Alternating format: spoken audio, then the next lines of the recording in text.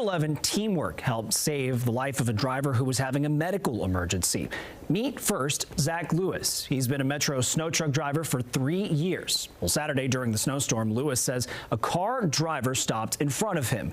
He went to check on that driver, noticed they were unconscious. Lewis knocked out the car window, told his dispatchers to call EMS and block traffic just to prevent a crash. I like to help people, it's public service.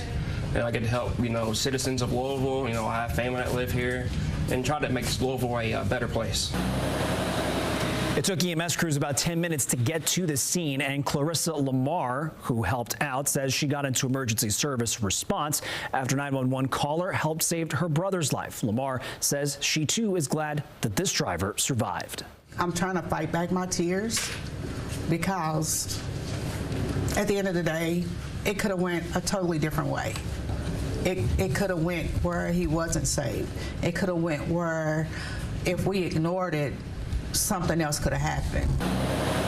Now, officials have not released an exact cause of what this driver's medical emergency was, but both Lamar and Lewis say they haven't been given an update on the driver. Hopefully we'll see what has come of that.